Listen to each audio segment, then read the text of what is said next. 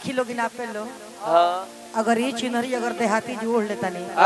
तो बुझाई जे पाड़ा पर चाटा उड़ाओ आ ये चुनरी हम ओढ़ले बानी आप लोग मन में विचार करी लागत है कि कढ़िए के गाँव ना भइल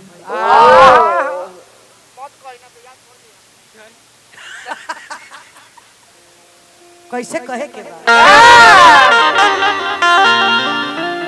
माई के दरबार में जाके हमरे ऐसा भक्त माई से निहोरा करते रहे कैसे कहे के बा कि बारह बरिसवा माई हो भइले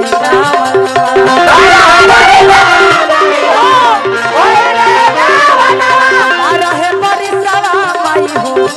भइले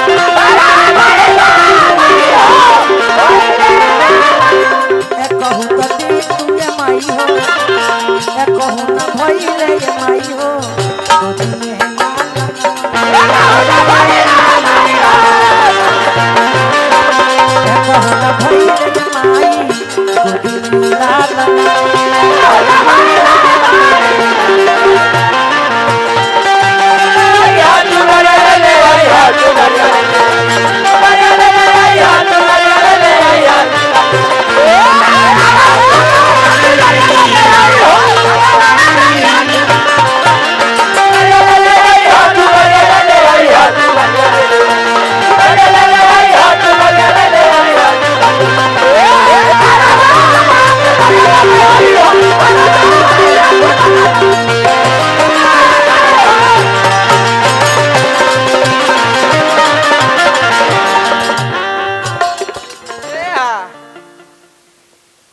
चुनरी ओढ़ के माई के दरबार में जाके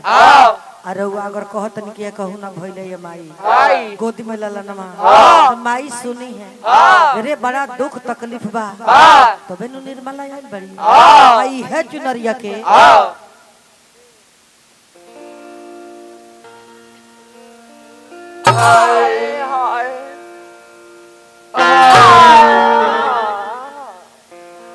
अगर वो ट्रेन में चल जाता नहीं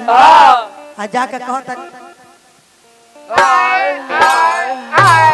मार झाड़ू तो दुर्गा माई कही हो जरा ये हमरा दरबार में बैठ ना कहे कि जल्दी 10 रुपए निकालो ना तो हाँ हाँ मार दूंगी माई के दरबार में जाके आ कहो तारी कैसे सुन ले कि माई महिमा महान दिन दुखियन मैया रखले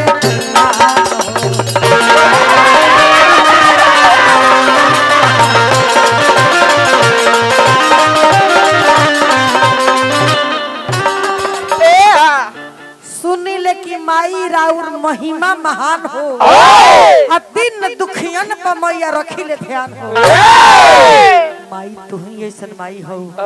हमरो माई हो बूढ़ो के माई हो जवनको के माई हो माइयो के माई हो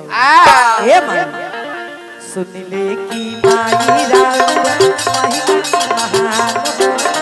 दिन दुखियन पर मैया रखिले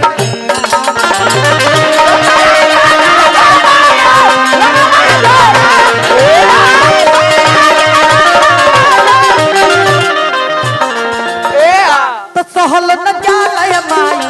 नाव भर के तना सहल न जालय माई नाव भर के तना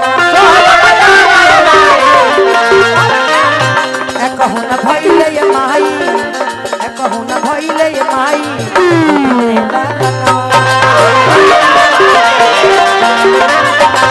कहूँ न भइले ये माई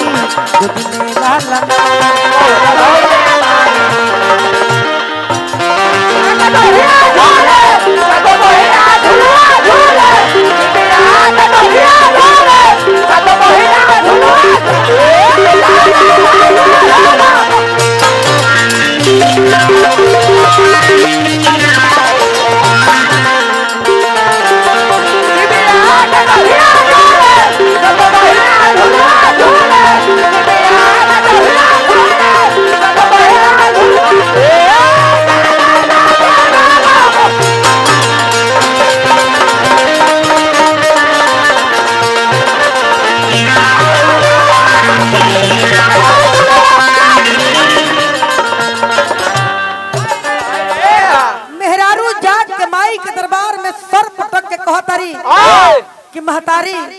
हमार बात मान लो कि तो हमरा के माई बना दो ना तो बझनिया के नाव छोड़ा दो तो माई हम जिए के मन नहीं के करो कहतारी कि हमरो के माई माई बनाई दो ना तो बझनिया के नैया छोड़ाई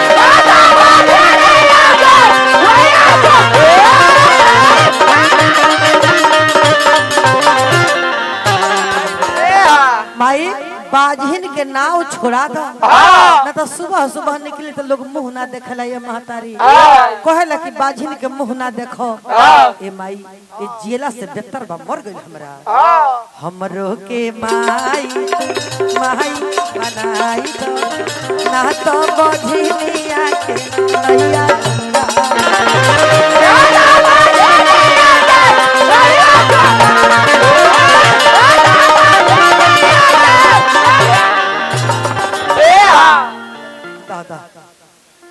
चिन्हा गल तुझे कितना दानी बाड़ धर है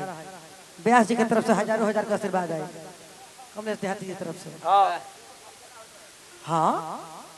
काहे कोनो बात ना चैनल लागल बा साक्षी गवाह बा कि भाई कमलेश देहाती जी हमके 500 रुपया दहले बानी तब हाँ अरे कैसे कहे के बा ए माई आजा लाज के बचाता पगावे निरमाला यादो माई के पाचरा पगावे निरमाला यादो माई के